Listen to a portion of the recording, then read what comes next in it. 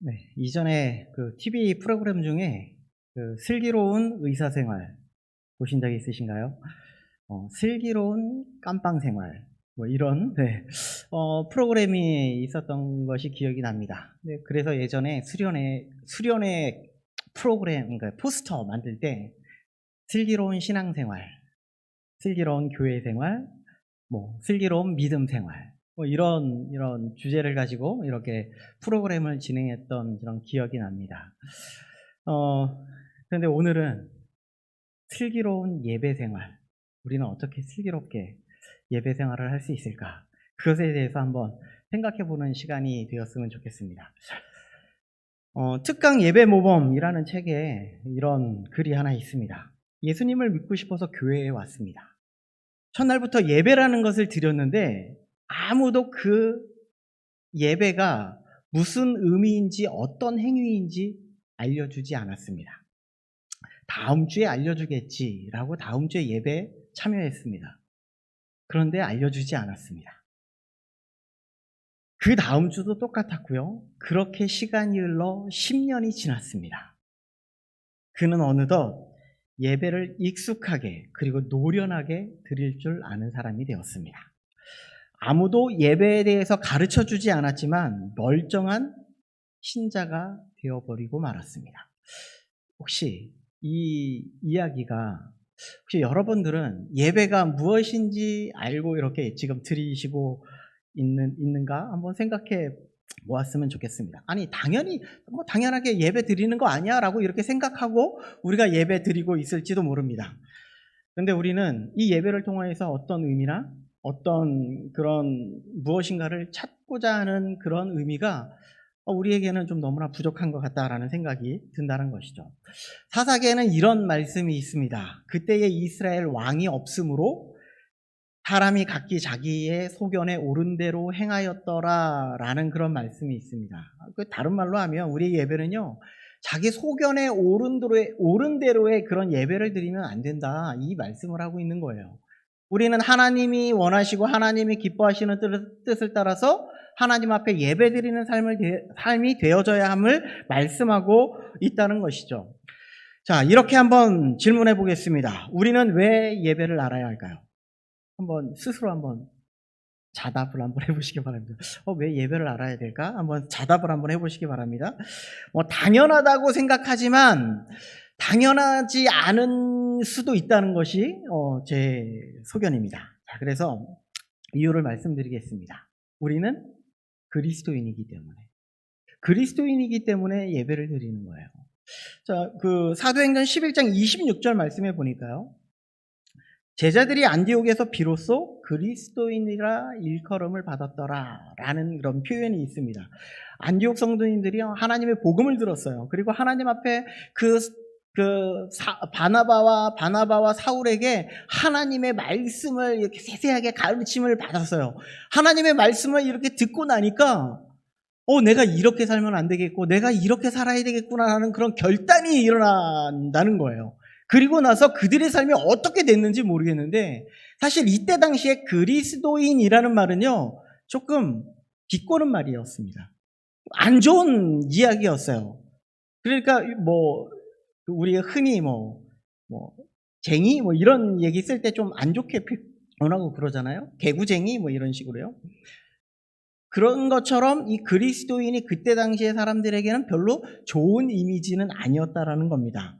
그런데 그들에게 무슨 특별함이 있어서 그들의 삶이 바뀌는 것을 볼 수가 있어요. 아니 어떻게 저렇게 살아갈 수가 있지? 라는 것이 나타나고 있었다라는 겁니다. 오늘 부활주일입니다. 예수님의 부활의 은혜, 그 목사님도 오늘 설교를 하시면서 부활 신앙을 가지고 살아갑시다 라고 얘기하는데 우리는 정말 이 말씀을 들으면서 어떤 부활 신앙을 가지고 우리는 살아나가고 있을까요? 우리는 어떻게 부활 신앙을 지켜나가고 행동하면서 살아가고 있느냐 말입니다. 그래서 여기에서 이 그리스도인을 조금 더 다시 정리를 한번 해보겠습니다. 자, 그리스도인이란 삼위일체 하나님의 구원 사역의 결과다. 삼위일체 하나님의 구원 사역의 결과로서 우리는요 새 생명을 얻은 자 이것이 바로 그리스도인이다라는 겁니다. 다시 한번 이것을 조금 풀어서 여러분들에게 말씀을 드릴게요. 삼위일체 하나님이 어떤 분인지 우리는 알아야 되잖아요. 자, 하나님이 우리를 구원하시기로 계획하셨습니다. 그 계획을 통하여서 예수 그리스도를 이 땅 가운데 보내주시기로 작정하셨고, 그 예수 그리스도가 이 땅 가운데 오셔서 고난을 받으시고 십자가에 지시고 또한 죽으셨을 뿐만 아니라 그리고 부활하셔서, 또한 부활하시고 난 이후에 우리에게 성령을 보내주셔서 성령님이 우리의 마음 가운데 오셔서 성령님이 우리의 마음을 만져주시고 하나님을 알게 해주시고, 그리고 예수 그리스도를 통하여서 우리의 삶 속에 예수 그리스도의 삶을 살아가도록 적용해 나가는 그런 삶, 이것이 바로 삼위일체 하나님의 구원의 사역이었습니다. 이런 삶을 살아나가는 것이 우리는 합당한 겁니다. 그러니까 우리의 삼위일체의 사역에, 하나님의 구원의 사역에 우리는 삶은요 변화가 되는 것이 합당합니다. 이것을 말씀하고 있는 거예요. 삼위 하나님의 구원 사역에 우리는 예수 그리스도를 고백하는 것이 합당합니다. 이것을 말씀하고 있는 거예요. 이렇게 고백하고 예수 그리스도를 증거하고 우리들의 변화되는 삶을 통하여서 우리는 그리스도인이다라는 이런 인치심을, 우리는 이런 부르심을 받을 수 있다라는 것을 말씀해 주고 있다는 것이죠. 그런 그리스도인이, 우리는 그런 그리스도인으로서 우리는 예배의 삶을 살아나가는 것은 합당하다. 바로 예배의 삶을 살아나가야 된다. 거듭남과 동시에 우리는 예배자로 살아가야 된다라는 것을 말씀해 주고 있다는 거예요. 그런데 정작 문제는요, 예배가 뭔지 몰라요. 예배를 드리고 있는데 예배가 뭔지 몰라요. 예배를 알려주지 않아요. 예배를 가르쳐주지 않아요. 그래서 우리는 예배가 어떻게 드려야 되고 어떤 마음으로 드려야 되고 어떻게 영광을 돌려야 되는지 잘 모른다는 말입니다. 그래서 우리는 예배에 대해서 이 시간 배워보고자 합니다. 또 한 번 질문을 해보겠습니다. 스스로 답해보세요. 네. 입으로 내서 답하면 창피하잖아요. 그죠? 자, 그러니까 스스로 답해보시기 바랍니다. 첫째, 나는 예배를 무엇이라고 생각합니까? 스스로. 예배가 무엇이다. 대답할 수 있으면 여러분들은 정말 잘 가르침을 받은 겁니다. 둘째, 예배를 드리는 이유는 무엇입니까? 생각해 보세요. 답을. 세 번째, 예배를 어떻게 드리고 있습니까? 대답을 하셨죠? 스스로. 이 세 가지는요, 무엇을 말하고자 하는 건가 하면, 예배의 의미는 무엇인가? 예배의 목적은 무엇인가? 예배의 원리는 과연 무엇인가? 이 세 가지를 말씀해 주고자 하는 거예요. 그래서 오늘은 예배의 의미, 예배의 목적, 예배의 원리가 우리에게 무엇인지를 좀 이 시간 배우는 시간, 좀 알아가는 시간, 그런 시간이 되었으면 좋겠습니다. 먼저 예배의 의미와 목적이 무엇인지에 대해서 한번 살펴보겠습니다. 예배, 아마 이런 말씀은 많이 들어보셨을 건데요. 예배란 엎드려 절하다라는 표시예요.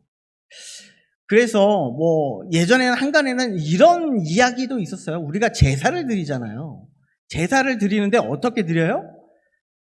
우리는 제사를 안 드리죠. 우리는 제사 드리시는 분 없죠. 근데 제사를 드리는 분들을, 우리가 유교 사상에 이어지는 제사의 이런 풍습에 보면 어떻게 해요? 엎드려 절하죠. 이런 모습들이 무엇인가 하면 예배의 모습, 이전에 이 예배의 형태를 가지고 와서 본딴 것이 바로 이런 모습이다라고 이렇게 이야기합니다. 그래서 이 중국에 가면 천황을 섬길 때 거기를 제단이라고 하는데, 제단의 모습이 무엇과 비슷하냐면 바로 이 성막의 지성소와 비슷하게 꾸며놨대요. 그러니까 그런 모습을 지금 그것은 천황께 드리는 예배 이렇게 드리기 말하지만, 그것을 간소화해서 우리 조상께 드리는 예배라는 것으로 바뀌어진 것이 바로 이 제사의 형태다라고 이렇게 이야기하는 분들도 있습니다. 그러니까 예배란 절하여서 예를 표한다라는 뜻입니다. 그러니까 우리들도요, 바꿔 말하면 삼위 하나님께 예를 표하여 절하는 행위, 이것이 바로 예배라는 의미라고 볼 수 있다는 것이죠. 그래서 예배의 헌법, 헌법 중요하죠. 헌법에 보면 우리 그 통합 합동 측에는 이 예배 모범에 대한 이 교회 예배에 대해서는 잘 기록이 안 되어 있는데 합신의 이 예배의 의미를 이렇게 정리하고 있습니다. 제가 PPT로 준비해 봤는데요. PPT 한번 넘겨 주시기 바랍니다. 네. 보이시나요? 잘 안 보이시나요? 자, 이렇게 되어 있습니다. 교회 예배는 지극히 높으신 삼위일체 하나님께 경외심과 겸손으로 엎드려 경배하는 것으로 우리의 창조주시며 우리를 구원하시고 자신을 예수 그리스도 안에서 계시하신 하나님께 존귀와 찬양과 감사와 영광을 드리는 것이다. 이렇게 표현하고 있습니다. 예배의 의미를요, 무엇이냐면 여기에 삼위 하나님이 하신 일을 기억하라 라고 이렇게 이야기하고 있는 거예요. 다시 말하면 여기에 보면 우리의 창조주시고 하나님이 창조주 하나님이시라는 것을 고백하는 거예요. 이 예배를 통하여서. 그리고 우리의 우리를 구원하시고 예수 그리스도가 이 땅 가운데 오셔서 우리를 구원하셨습니다라는 것을 고백하는 겁니다. 그리고 자신을 예수 그리스도 안에서 계시하신 하나님의 성경을 통하여서 우리에게 계시하셨는데 이 성경을 알 수 있는 방법은 성령 하나님밖에 없어요. 성령의 하나님이 우리의 말씀을 깨닫게 해주시고 알게 해주셔야지만이 이 말씀을 알 수 있다는 거예요. 그러니까 우리의 모든 예배는 삼위 하나님께서 하신 일을 기억해야 되는 자리다라는 것을 말씀해주고 있다는 것이죠. 이것을 통해서 나타나는 것이 있습니다. 항상 무엇인가에는 어떤 것이 일어나면 반응이 일어나게 되어 있어요. 우리가 하나님의 하신 일들을 기억하고 그분이 이런 일을 하셨구나라는 것을 고백하게 되면 우리의 마음속에 찬양이 나타납니다. 찬양을 통해서 하나님을 높이는 자리가 되고요. 신앙 고백을 통해서 여러분들 신앙 고백하시죠? 전능하사 천지를 만드신 하나님 아버지를 내가 믿사오며 이 모든 내용을 딱 보면요. 삼위 하나님을 다 고백하는 그런 모습이에요. 그리고요, 말씀을 통해서 하나님을 아는 지식을 배우는 거예요. 하나님에 대해서 예수 그리스도에 대해서 계속 배우는 지식을 우리가 이 말씀을 통해서 나타나고 있다는 거예요. 그리고 성도의 교제를 통해서 교회와 이 교회의 일치와 연합을 이루어간다라는 것을 말씀해 주고 있어요. 우리가 흔히 여기서 길게 얘기할 수는 없지만 성도의 교제가 우리의 사생활을 이런 이야기하는 그런 교제가 아닙니다, 사실. 실질적으로 이 교제라는 것은 하나님께 받은 은혜를 서로 나누고 하나님의 말씀을 서로 교감하고 나누는 그런 시간이 이 교제다라고 이렇게 이야기할 수 있습니다. 그래서 우리의 이 예배도 어쩌면 하나님과 우리가 예배를 드리며 교제하는 시간이다라는 것을 우리는 알 수 있다는 것이죠. 그래서 삼위 하나님께서 나를 위해서 하신 일을 기억하는 것, 이것을 통해서 하나님 앞에 예배 드리는 것, 영광을 돌리는 것, 이 모습이 우리에게 있어져야 된다라는 것을 말씀해 주고 있습니다. 그래서 우리는 예배를 통해서요, 삼위 하나님께서 하신 일을 기억하고 배우고 영적인 연합을 이루고 이 모든 것을 우리가 예배의 의미라면 예배의 목적은요, 이 모든 것을 통하여서 하나님을 찬양하고 하나님을 고백하고 하나님께 영광 돌리고 하나님을 올려드리는, 하나님을 높이는 이런 것이 우리의 예배의 목적이다라고 이렇게 말씀드릴 수 있다는 것이죠. 그러면 우리는 조금 더 성경에서도 그러면 예배에 대해서 말씀하고 있지 않겠습니까? 성경은 예배에 대해서 어떻게 이야기하는지 한번 살펴보도록 하겠습니다. 먼저 첫 번째는요, 여호와의 이름을 불렀더라. 들어보셨죠? 창세기부터 요한계시록까지 정말 많은 곳에서 여호와의 이름을 불렀더라는 표현이 정말 많이 나타나고 있는데 오늘 창세기 4장 26절 말씀 함께 한번 읽어보겠습니다. 시작. 셋도 아들을 낳고 그의 이름을 에노스라 하였으며 그때에 사람들이 비로소 여호와의 이름을 불렀더라. 아멘. 자, 가인과 아벨의 사건 이후에 아벨이 죽음을 당했습니다. 그리고 나서 하나님께서는 이 셋을 허락해 주셨고 셋을 통하여 자녀를 낳았는데 에노스다라고 이렇게 이름을 지었어요. 자, 그런데 한번 생각해 보세요. 아담의 뜻이 무엇인지 아십니까? 사람이라는 뜻이에요. 아담, 인류 이렇게도 표현하고요. 사람이라는 의미를 갖고 있는 것이 아담이에요. 그런데 여기에 에노스가 무슨 뜻일까요? 사람입니다. 이상하죠? 아담도 사람인데 에노스도 사람이에요. 자, 아담은요, 인류의 최초의 사람을 지칭할 때 아담이라고 얘기하고요. 에노스는 우리의 보편적인 사람을 가리킬 때 에노스라고 표현하는데, 여기에 아담이 하나님 앞에 정말 완벽하게 하나님이 기뻐하시는 뜻을 따라서 아주 좋은 모습으로 심히 좋았더라, 이렇게 표현하면서 그가 창조되었음에도 불구하고 어떻게 해요? 죄 가운데에서 넘어지고 쓰러져요. 그러니까 뭐냐면 에노스라고 하면서 사람은요, 비로소 이게 사람이 아무리 완벽하게 하려고 해도 사람이 연약할 수밖에 없구나, 이것을 깨닫는 거예요. 그리고 나서 여호와의 이름을 불렀더라, 하나님을 예배했다는 거예요. 자신이 얼마나 연약하고 부족하고 이런 것을 깨닫고 나니까, 우리는 죄인일 수밖에 없구나라는 것을 깨닫고 나니까 예배한다는 거예요. 하나님을 만나고 하나님을 경험하고 예수 그리스도 앞에 우리는 너무나 부족한 자임을 우리가 깨닫고 나니까 하나님을 예배하는 거예요. 그 하나님, 우리를 구원해 주신 그 하나님께 영광 돌리기 위해. 자, 10계명도 한번 보면요, 10계명 중에 3계명을 보면 여호와의 이름을 망령되이 부르지 말라라고 이렇게 이야기하고 있는데, 이건 뭐냐면요, 예배를 통해서 죄 짓지 말라는 거예요. 예배를 드리면서 죄 지은 그런 삶을 살아가지 말라, 이렇게 이야기하는 겁니다. 그리고 사도행전에도 보면 누구든지 주의 이름을 부르는 자는 구원을 받으리라 라고 이야기하고 있어요. 하나님의 이름을 부르는 사람은요, 자, 구원을 받습니다 라고 이렇게 표현하고 있는데, 예수 그리스도의 이름을 알고 예수 그리스도가 우리가 죄인이라는 사실을 깨달아서 예수 그리스도를 우리는 붙잡고 그분을 의지하면서 살아가는 모든 자들에게 구원을 허락해 주신다. 그러니 우리는 마땅하게 예배를 드리는 자가 되어야 합니다 라는 것을 말씀해 주고 있는 겁니다. 이것이에요. 두 번째로는요, 여호와의 이름을 불렀더라가 첫 번째, 두 번째는 찬송하리로다 라는 표현입니다. 시편 113편 1절 2절 말씀에 보면요, 이렇게 나와 있습니다. 자, 함께 읽겠습니다. 시작. 할렐루야, 여호와의 종들아 찬양하라, 여호와의 이름을 찬양하라, 이제부터 영원까지 여호와의 이름을 찬송할지로다. 여호와의 찬송하라고 계속 나와 있죠. 여기 또 여호와의 이름이라고 또 나와 있죠.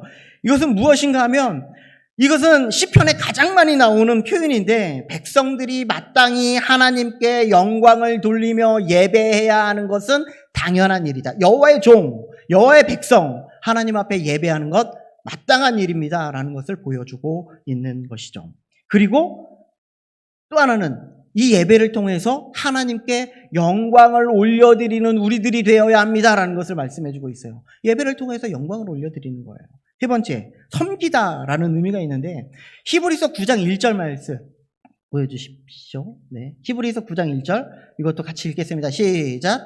첫 언약에도 섬기는 예법과 세상에 속한 성소가 있더라. 제가 여기에 섬기는에 영어로 표시해놨어요.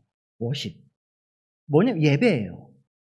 섬기는 예법, 첫 언약에도, 첫 하나님의 말씀에도 하나님께서 주신 예법, 하나님께서 주신 예배의 방법이 기록되어 있다라는 것을 우리에게 말씀해 주고 있다는 것이죠. 이 밖에도요, 엎드리다, 절하다, 굴복하다, 이런 여러 가지 표현들이 정말 많이 있는데요, 이 모든 것을 종합해 보면 모든 피조물은요, 우리들이 어떤 존재인지 깨달아. 하나님이 베풀어 주신 은혜가 얼마나 크고 놀라운지 알아? 하나님께 찬양과 감사를 올리는 것이 마땅하다. 그러니 예배를 통하여서 하나님이 우리에게 베풀어 주신 것이 무엇인지 기억하고 그분의 뜻에 복종하고 순종하는 시간이 되어야 한다. 예배를 통해서요. 하나님이 나에게 얼마나 많은 것을 베풀어 주셨는지 알라는 얘기예요. 그것을 이 예배를 통해서 말씀해 주고 있습니다. 그러면 우리에게 이제 볼 거, 예배의 원리입니다. 자, 한 가지 또 질문합니다. 아까 드렸던 거, 예배를 어떻게 드려야 할까요? 우리가 어떻게 예배를 드려야 합니까? 자, 웨스터민스터 예배 모험이라는 책에 이렇게 기록하고 있습니다. 우리가 예배를 드리는 유일한 원리를 어디에서 찾을 수 있는가? 바로 성경에서만 찾을 수 있다. 우리가 예배 드리는 그런 중요한 원리는요, 성경을 통해서만 우리는 찾을 수 있다 말씀하고 있는 거예요. 우리의 신앙과 우리의 본분, 유일한 법칙, 오직 유일한 성경을 통해서만 우리가 알 수 있다라는 것을 말씀해주고 있다는 것이죠. 그래서 우리는 성경에서 예배의 원리를 좀 찾고자 하는데요. 오늘 본문을 다시 한번 읽어보도록 하겠습니다. 오늘 요한복음 4장 24절 우리 성경을 통해서 한번 보면서 한 목소리로 읽어보도록 하겠습니다. 시작. 하나님은 영이시니 예배하는 자가 영과 진리로 예배할지니라. 아멘. 첫 번째 원리는 무엇인가 하면 규정적 원리라는 건데요. 이것은 뭐 어렵게 얘기해서 규정적 원리라고 얘기하지만 성경에 그 뜻이 있습니다. 라는 것을 말씀해 주고 있어요. 여기 영과 진리라고 이렇게 표현되어 있지만 영과 진리로 예배할지니라 라고 되어 있지만 성령 안에서 진리 안에서 라는 표현으로 되어 있어요. 영어 성경도 여러분들 보시면 그렇게 되어 있는 것을 우리는 볼 수가 있는데요. 우리가 성령 안에서 진리 안에서 어떻게 예배할 수 있을지 그것을 우리는 상세하게 한번 살펴보면서 한번 돌아봤으면 좋겠어요. 먼저 진리 안에서. 진리가 뭔지 아시죠? 예수 그리스도 진리라고 말씀하시죠? 근데 우리 예수 그리스도가 진리라고 얘기하면서 요한복음 1장 1절에 뭐라고 얘기했어요? 말씀이 예수 그리스도다. 우리는 말씀 안에서 그 진리의 말씀 가운데에서 우리는 어떻게 예배를 드려야 하는지 그것을 규정하고 있는 내용을 살펴봐야 한다라는 것을 말씀해주고 있어요. 출애굽한 이스라엘 백성들이 하나님 앞에 예배드리는 그 첫 모습이 무엇인가 하면 성막에서 드리는 예배예요. 그래서 출애굽기 24장 이후에 보면요, 하나님은 모세를 통해서 성물 어떻게 짓고 어떻게 만드는지 그것을 몇 규빗까지 일일이 하나하나 다 기록하고 있는 것을 볼 수가 있다는 거예요. 이것은 무엇인가 하면 하나님께서 우리에게 어떻게 예배드려야 되는지 분명하게 보여주고 있는 거예요. 어느 장소에서 예배를 드려야 될지, 어떤 공간에서 예배를 드려야 될지 우리에게 보여주고 있다는 거죠. 그래서 하나님의 예배 형식을 규정해주고 있는 중요한 것이 레위기 10장 1절 2절 말씀입니다. 레위기 10장 1절 2절 말씀 한번 혹시 보여주시기 바랍니다. 네, 같이 한번 이것도 읽어보도록 하겠습니다. 시작. 아론의 아들 나답과 아비후가 각기 향로를 가져다가 여호와께서 명령하시지 아니하신 다른 불을 담아 여호와 앞에 분향하였더니 불이 여호와 앞에서 나와 그들을 삼킴에 그들이 여호와 앞에서 죽은지라. 무엇인가 하면 하나님께서는 하나님 앞에 드리는 그 불이 따로 있었습니다. 제사장이었어요. 나답과 아비후는 제사장이었어요. 그런데 하나님이 원치 아니하시는 다른 불을 가져다가 드리면서 죽게 되는 일이 발생되었다라는 것을 말씀하고 있다는 거예요. 여기서 다른 불이라는 것은 무엇인가 하면 자기 나름대로의 방식의 예배. 이렇게 예배 드리면 되겠지. 이런 마음으로 드리는 예배라는 것을 말씀해주고 있는 거예요. 사람의 보기에 합당한 그런 예배가 아니라 우리는 하나님이 보시기에 합당한 예배, 하나님이 받으시는 그런 예배를 드려야 한다라는 것을 우리에게 말씀해주고 있다는 겁니다. 또 한 가지 규정적 원리로 중요하게 나타나고 있는 것이 바로 십계명입니다. 십계명 한번 보여주세요. 자, 1계명부터 한번 쭉 살펴보면요. 너는 나 외에 다른 신들을 내게 두지 말라. 예배의 대상자가 누구냐라는 거예요. 우리의 예배의 대상자가 오직 하나님이지 다른 신들은 없다라는 것을 말씀해주고 있고요. 2계명은 너를 위하여 새긴 우상을 만들지 말라. 예배의 방법을 말씀해주고 있어요. 이건 조금 이따가 한번 더 다루도록 하고요. 3계명에는 너는 내 하나님 여호와의 이름을 망령되이 부르지 마라. 우리의 예배의 태도를 얘기하는 거예요. 우리의 예배를 통해서 하나님이 받으시지 않는 예배, 하나님이 싫어하는 예배, 그런 것은요, 하나님의 이름을 망령되이 일컫는 일이 될 수 있다라는 것을 말씀해주고 있고요. 4계명, 안식일을 기약하여 거룩히 지키라. 예배의 시간을 말씀하고 있는 겁니다. 원래 안식일을 우리가 예배드리는데 우리는 예수 그리스도의 십자가의 부활의 능력으로 말미암아 우리는 주일에 예배를 드리는 것으로 우리는 이렇게 예배를 드리고 있습니다. 자, 이것은 여기에 다룰 그런 시간이 안 돼서 다음에 시간이 있으면 드리도록 하고요. 자, 특별히 2계명, 예배의 방법을 좀 알아봤으면 좋겠습니다. 우리의 예배는요, 하나님만 예배하고 높이고 영광을 받으셔야 될 분이 그분임에도 불구하고 우리는 예배 시간에 자꾸 다른 불을 가져다가 예배를 드리는 경우가 너무나 많이 있어요. 사람의 생각에 따라 하나님을 예배하면 안 되는데 사람의 생각을 집어넣고 이렇게 예배하는 경우가 너무나 많이 있다는 거예요. 그래서 골로새서 2장 23절에 보니까요, 사도 바울이 이런 이야기를 했습니다. 이런 것들은 자의적 숭배와 겸손과 몸을 괴롭게 하는 데는 지혜 있는 모양이나 오직 육체에 따르는 것을 금하는 데는 조금도 유익이 없느니라. 이거 뭐냐면요, 골로새 교회에 이단들이 들어왔습니다. 하나님의 성경과 말씀보다도 인간의 철학이 더 중요하지. 너희들의 생각이 더 중요해. 할례가 중요하고 너희들의 율법, 그 장로들의 전통이 중요한 거야. 그것에 따라서 예배하면 되지. 그게 뭐가 중요해? 이렇게 이야기했습니다. 그러면서 믿음 있는 자들이 흔들리기 시작합니다. 그러면서 이야기하는 거예요. 이런 것들은, 이렇게 예배하는 것은 자의적인 숭배라고, 스스로 내가 그냥 내 뜻대로 그냥 하나님 앞에 예배하는 거라고, 그것은 하나님이 받으시지 않는 거라고 이렇게 경고하고 있는 겁니다. 결론적으로요, 사람이 더 좋아할 만한 것으로, 사람이 더 몰릴 만한 것으로 예배하지 말아라, 이런 것을 얘기하는 거예요. 오직 이 시간을 통해서 하나님의 하신 일을 발견하고 하나님의 놀라우신 뜻을 발견하고 하나님께 영광 돌리는 그런 자리가 되어야 한다. 그래서 꼭 필요한 것이 있는데, 바로 예배를 통해서 하나님과 사귐이 나타나요. 하나님과 대화가 나타나줘야 된다는 거예요. 하나님과의 대화가 나타나줘야 되는데, 이것이 오늘 본문에 나타나는 것이 무엇인가 하면 성령 안에서, 성령을 의존해서 우리는 예배를 드려야 합니다라는 것을 이야기하고 있어요. 우리는 성령을 의지하거나 아니면 예수 그리스도의 십자가의 보혈의 능력, 그 공로를 의지하면서 우리는 이 시간 예배를 드리는 자리가 되어야 합니다라고 말하고 있는데, 참 요즘 예배 참 힘들죠. 인내가 필요한 예배입니다. 예배 드리는 다양한 모습을 한번 말씀드려 볼까요? 예배를 드리는 것 같고 이 말씀 선포하시는 분을 뚫어지게 쳐다보고 있는데, 생각해서는 저기 집에 빵 숨겨놨는데 이런 거 생각하고요, 하거나 아니면 그날의 주보에 오늘은 나는 편집자가 될 거야, 뭐가 틀렸나, 오타 하나, 이런 분이 계시거나, 아니면 말씀 시간에 하나님은 사랑하는 자에게 잠을 주시는도다, 이게 말씀 시간에 아니면 한 예배 시간에 예배가 시작감 동시에 잠을 시작해서 끝날 때 일어나는 그런 일이 있거나, 아니면 옆 사람과 못다한 이야기는 나중에 해도 되는데 이상하게 쪽지로 계속 이야기를 해요. 아니고 하나님의 말씀을 듣는 그런 시간이 되어야 함에도 불구하고 그동안 말씀 못 읽었지, 지금 어디 읽을 차례더라, 이렇게 말씀을 읽는지, 이런 여러 가지 형태. 그러면서 우리는 무엇이라고 이야기하냐면 예배를 드렸다 말합니다. 예배 안 드립니다. 안 드린 겁니다. 우리의 예배를 통해서 하나님이 하신 놀라운 이야기를 들어야 됩니다. 하나님이 무엇을 우리에게 해주셨는지, 이 예배를 통해서 영적으로 만나는 시간이에요.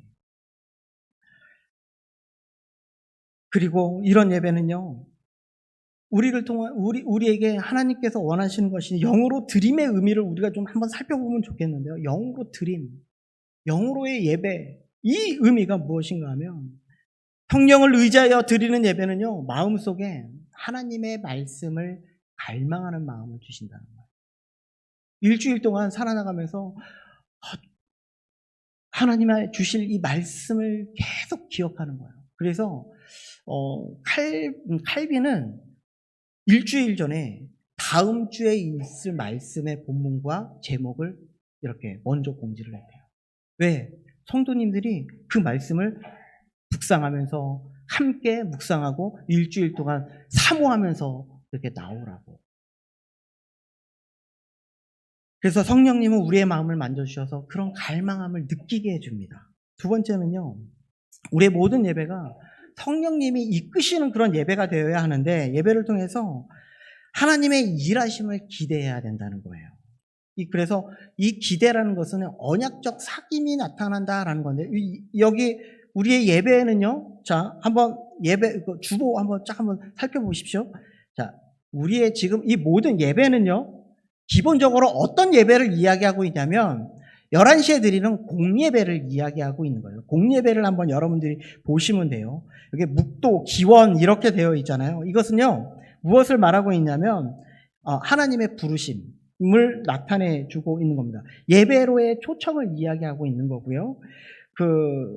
그리고 설교, 오늘 성찬 했잖아요. 성찬, 축도 이런 것은요, 하나님께서 우리에게 부어주시고자 하는 하나님의 뜻, 하나님의 우리의 뜻을 알려주시고자 하는 뜻. 그리고 신앙 고백, 찬송, 기도, 봉헌, 죄의 고백은요, 하나님께 우리가 올려드리는 하나님께 영광 되어지는 것, 영광 돌리는 모습들을 나타내 주고 있다는 것이죠. 한 구절만 더 보겠습니다. 누가복음 24장 50절과 53절 말씀을 한번 보겠습니다. 여기에 보면 예수님이 하늘로 올라가시기 전에 뭐라고 얘기하고 있냐면요, 축복하시더니라고 이야기합니다.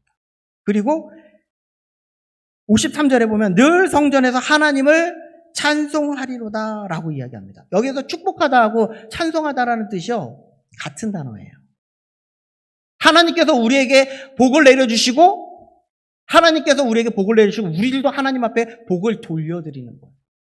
그것이 바로 찬송이고 기도고, 이런 것이 하나님과의 사귐이 나타내는 그런 증거. 그런데 이런 사귐은요, 그냥 사귐이 나타나는 것이 아니라 언약 안에서의 사귐이 나타나야 된다는 거예요. 여기서 언약이란 무엇인가 하면요, 창조주 하나님께서 자기 자신을 낮추셔서 이 땅 가운데 오셔서 우리에게 찾아오셔서 우리를 만나주시는 사건. 이것이 바로 언약인데, 우리는요, 하나님을 예배할 자격조차 없고, 하나님을 찬양할 자격조차 없고, 하나님을 만날 자격조차 없는 그런 사람임에도 불구하고 하나님이 우리에게 찾아오셨다는 사실을 말씀해 주고 있어요. 이것이 얼마나 놀라운 일입니까? 이것이 얼마나 놀랍고 정말 감사하고 하나님 앞에 영광 돌려야 하는 일이냐는 말입니다. 그래서 우리는 하나님 앞에 영광 돌리고 하나님께 예배, 그것에 대한 반응으로 나타나는 것이다 라고 말씀해 주고 있다는 겁니다. 우리는 예배 자리에 나갈 수 없는 죄인임에도 불구하고 하나님의 초청으로 예배 자리에 나올 수 있었습니다. 그에 대한 반응으로 우리는 하나님 앞에 영광 돌리는 그런 예배가 되어야 한다는 거예요. 그러니 우리는 예배는 나 같은 죄인을 불러주신 하나님을 다시 한번 발견하는 겁니다. 얼마나 감사하고 기쁜지. 그런 사랑을 주신 하나님과 우리를 죄로부터 구원하신 예수 그리스도를 바라보는 거예요. 그리고 성령을 의지하면서 하나님께 찬송과 기도와 봉헌을 올려드리는 그런 자리가 될 수 있어야 된다는 것입니다. 이 모든 것이 우리에게 허락되어진 것이고, 우리에게 주님께서 이 예배를 통해서 받으시고자 하는 것이라는 겁니다. 우리의 예배, 여러분들이 한번 잘 생각해 보시고, 나는 지금까지 어떻게 예배 드렸는가 한번 생각해 보시고 돌아갈 수 있는 그런 귀한 시간 될 수 있기를 간절히 소망합니다. 기도하겠습니다. 사랑해 주님 감사합니다. 하나님께서는 말씀을 통하여서 우리에게 모든 것을 다 규정해 주셨습니다.